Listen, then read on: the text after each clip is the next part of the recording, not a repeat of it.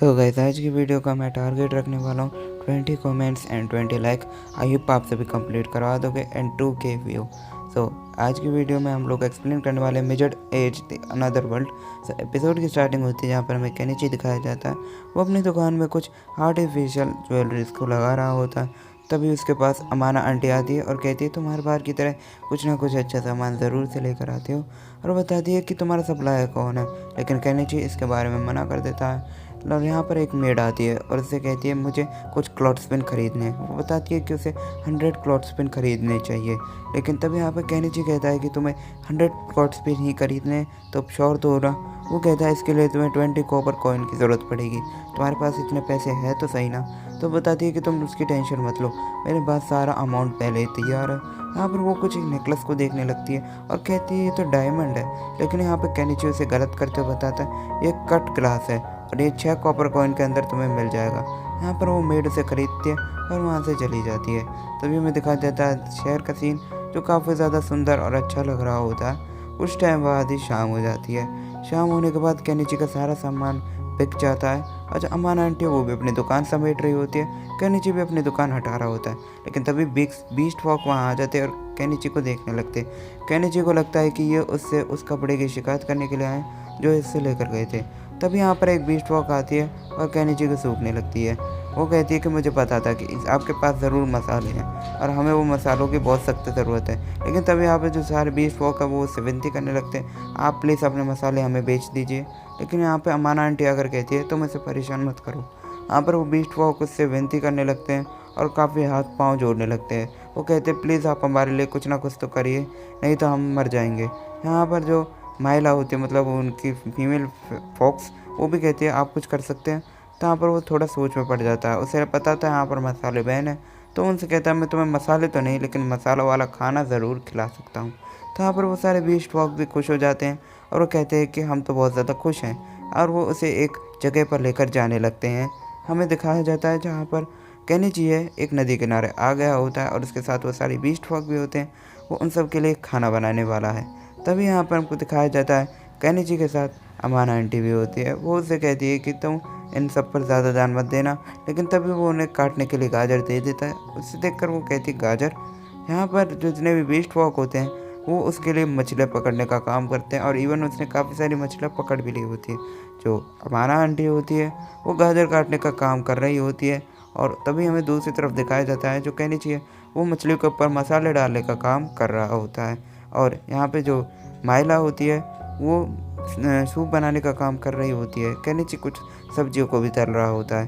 ये सारी खुशबू सूंघते हुए जितने भी बीस्ट फॉक है वो उनके मुंह से लार टपकने लगती है और कहते हैं खाना काफ़ी अच्छा लग रहा है, और वो नाचने लगते हैं। मतलब समझ रहे हो ना। उसके थोड़ी देर बाद ही खाना तैयार हो जाता है, जिसे देखकर वो बीस्ट फॉक काफ़ी खुश हो जाते हैं और उसे भुक्कड़ों की तरह खाने लगते हैं। मतलब लिटरली भाई इनकी शक्ल तो देखिए आप, मतलब क्या कहोगे। और यहाँ पर जो महिला उसे भी खाना काफ़ी ज़्यादा पसंद आता है और कहती काफ़ी अच्छा है। अमाना आंटी कहती है उसने तो ऐसा खाना पहली बार खाया और इसमें इतना अच्छा टेस्ट है। वो कहते इस खाने के साथ एक शराब होती तो कितना अच्छा होता। तो यहाँ पर हमारा जो केनिची उन लोगों के लिए एक शराब खरीद देता और कहता तुम इसका मज़ा लो। और वो सब भी शराब को पीने लगते हैं और केनिची का शुक्रिया कहते हैं। अमाना आंटी कहती है तुम इतना दयालु नहीं होना चाहिए, कोई तुम्हारा फ़ायदा भी उठा सकता है, ये तुम्हारे लिए काफ़ी खतरनाक होगा केनिची। तो वो कहता है कोई बात नहीं आंटी। यहाँ पर जो महिला वो आती है और केनिची उससे उसका नाम पूछता है। वो अपना नाम बताती है और केनिची भी अपना नाम उसे बता देता है। फिर थोड़ी देर बाद ही जितने भी बीस्ट फॉक है वो अपने कपड़े उतारने लगते हैं। उतारने के बाद वो नदी के अंदर नहाने जाते हैं। उसके साथ ही जो महिला होती है वो भी अपने कपड़े उतार कर नदी के अंदर नहाने लगती है। केनिची उन्हें एक साबुन गिफ्ट करता है और गिफ्ट करने के बाद वो उसे साबुन को रगड़ कर काफ़ी अच्छे तरीके से नहाती है। फिर थोड़ी देर बाद ही जितने भी बीस्ट फॉक हैं वो घोड़े बेचकर सोने लगते हैं, साथ में अमाना आंटी भी। फिर हमें दिखाया जाता है जो महिला होती है वो केनिची के ऊपर चढ़कर सोने लगती है। तभी हम देखते हैं कि नेक्स्ट डे का सीन। नेक्स्ट डे के अंदर जो अजेलिया होती है वो केनिची से पूछती है सारी रात भर तुम कहाँ थे। केनिची बताता है वो कुछ बीस्ट फॉक के साथ घूम रहा था। तो यहाँ पे अजेलिया गुस्सा होकर कहते तुम उन लोगों के साथ तो घूम सकते हो पर मेरे साथ नहीं। और वो उसके शर्ट को झटकती है और कुछ बीस्ट फॉक के बाल उस पर से गिरते हैं। हमें दिखाया जाता है नेक्स्ट डे का सीन जहाँ पर जो केनिची वो अपनी दुकान लगा रहा होता है। तभी एक लड़की आ रही होती है और उसके साथ वो मेड होती है जिसने सामान खरीदा होता है। केनिची उस लड़की को देखकर शॉक हो जाता है यहाँ पर कहता है कि आप किस लिए आए हो, और वो उस मेड से पूछता है क्या तुम फिर से सामान लेना चाहती हो। यहाँ पर वो बताती है कि वो उस नेकलेस को ख़रीदना चाहते हैं। तभी यहाँ पर जो केनिची है वो उस नेकलेस को निकाल देता और उसने दिखाता।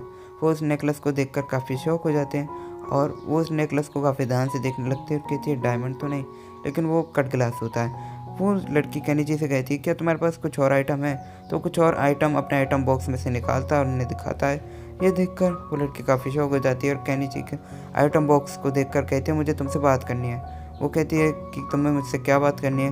तभी यहाँ पर जो प्रमिला आंटी है वो आकर बताती है। तो वो लड़की बताती है कि मैं यहाँ पर मेलर कंपनी ट्रेडर्स की बेटी हूँ और मैं तुमसे कुछ बात करना चाहती हूँ। अमाना आंटी आकर कहती है तुम्हें इनकी बात मान लेनी चाहिए, ये काफ़ी अमीर आदमी है और तुम्हारी काफ़ी मदद भी करेंगे। केनिची भी ये सुनकर काफ़ी खुश हो जाता है और वो कहता है चलो अच्छा है, मेरा भी कुछ काम हो जाएगा। यहाँ पर वो लड़की उसको अपने साथ गाड़ी में बैठाती है और एक नई जगह पर लेकर जाती है। रास्ते में केनिची को वो एक क्लिप देती है। केनिची कहता है कि ये तो एक क्लिप है, और वो बताती है कि हमने इसकी कॉपी करने की कोशिश की लेकिन इसकी पिन को हम ढंग से नहीं लगा पाए। तो यहाँ पर हमको दिख जाता है कि वो अपने घर पहुँच चुके हैं और केनिची उसके घर को देखकर कहता है कि नोवेलों की लाइफ कितनी आरामदायक होती है ना, पता समझ सकते हो। वो उसके घर के सारे एंटिक आइटम्स को देखने लगता है, like photo and flower pot. भाई वो इतने ज़्यादा पुराने लग रहे हैं, मतलब कोई भी उनके लाखों करोड़ों रुपए ऐसे ही दे देगा। यहाँ पे प्रमिला के जो फादर है वो आ जाते हैं और वो कहते हैं आपका स्वागत है। तो यहाँ पर केनिची बताता है मुझे आपकी बेटी ने यहाँ पर बुलाया, और वो कहता है कि मैं यहाँ पर अपने आइटम्स को दिखाने के लिए आया हूँ। केनिची अपने आइटम को दिखाने लगता है और उसके फादर कहते हैं ये तो काफ़ी सुंदर है। केनिची बताता है हाँ ये मैंने बनाए। तो वहाँ पर उसके फादर कहते हैं कि तुमने किस तरीके से रखते हो। केनिची बताता है उसके पास आइटम बॉक्स है, आइटम बॉक्स की मदद से वो अपने सामान को कहीं भी रख सकता है, बट वो कहता है कि वो ज़्यादा बड़ा नहीं है। तो उसके फादर बताते हैं उसके पास भी आइटम बॉक्स है, जिसकी मदद से उसने अपनी ये मेलो ट्रेडर कंपनी को काफ़ी ऊपर तक पहुँचाया और वो काफ़ी ज़्यादा अच्छा काम कर रहे हैं। वो केनिची से कहते हैं क्या तुम मेरे सप्लायर बनना चाहते हो, बदले में तुम्हें 50% शेयर दूंगा अपनी कंपनी के, मतलब 50% जो मुनाफा दूंगा। यहाँ पर केनिची की ये बात सुनकर उनको नहीं लगता कि वो उनकी बात मानेगा, लेकिन केनिची उनकी डील को पक्का कर देता है। जैसे सुनकर वो भी शौक हो जाते हैं और डील पक्का कर लेते हैं। यहाँ पर वो अपने बाकी आइटम्स दिखाने लगता है, जो देखकर प्रमिला भी काफ़ी ज़्यादा खुश हो जाती है और वो अपने फादर से ज़िद करती है क्या मैं इसमें से कुछ खरीद ले सकती हूँ। तो वो कहती है हाँ।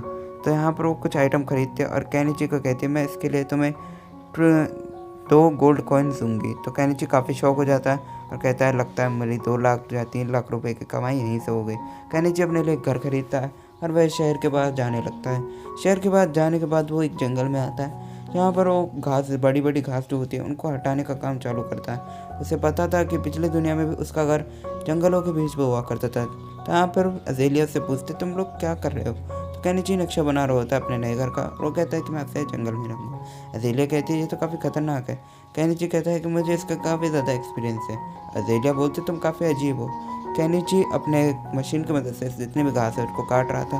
फिर उसके बाद वो थोड़ा पानी पीता।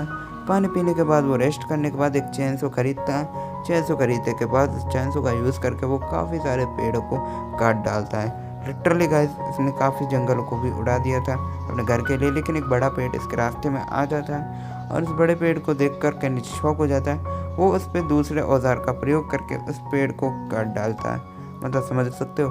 फिर उसके बाद केनिची इस पेड़ को काटने के बाद ही काफ़ी थक जाता है और उसे काफ़ी सारे पेड़ भी अभी भी काटने थे।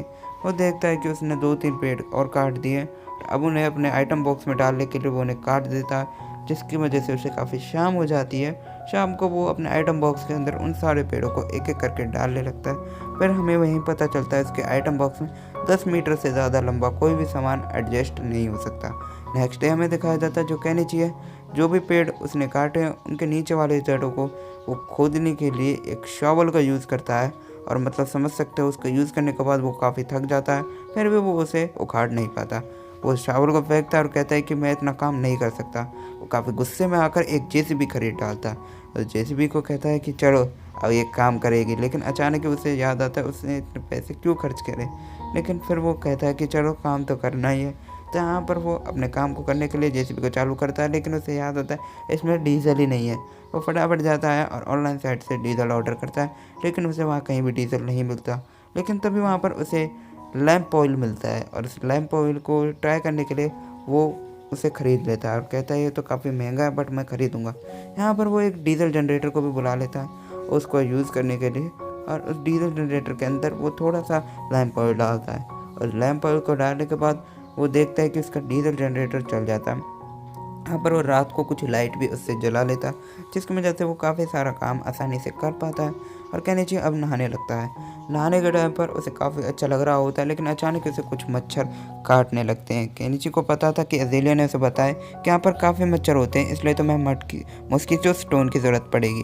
वो एक दुकान पर जाता है और वहाँ पर जाकर कहता है कि कोई यहाँ पर है।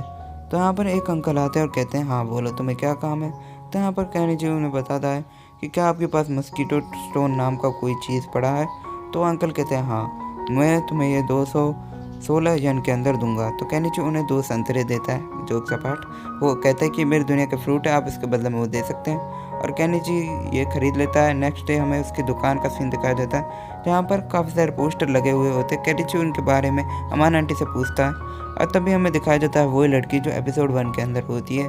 उसको कुछ आदमी खरीद रहे होते हैं, तभी वो उस गाड़ी के अंदर जाकर बैठती है जहाँ पर वही लड़की होती है जिनको बेचा जा रहा होता है। उनके साथ बैठ जाती है। वो लड़की देखती है तो काफ़ी ज़्यादा छोटी लड़की है और तभी उसकी गाड़ी पर कोई हमला कर देता है। वो उन लड़की को लेकर वहाँ से चला जाता है। नेक्स्ट डे के अंदर जो केनिची है वो फिर से काम पे लग जाता है और उस जेसी की मदद से काफ़ी सारे पेड़ों को आसानी से हटाने लगता है। और हटाने के बाद वो उस जगह को बिल्कुल समतल कर देता है और जिसे देखकर वो काफ़ी खुश हो जाता है। केनिची कहता है ये काम तो काफ़ी ज़्यादा आसान था, मैं तो इसे फालतू में ही मुश्किल समझ रहा था। यहीं पर गाइस इस एपिसोड 2 की एंडिंग होती है। आई होप आप सभी को एपिसोड पसंद आया होगा। वीडियो पसंद आई तो लाइक शेयर सब्सक्राइब ज़रूर से कर देना।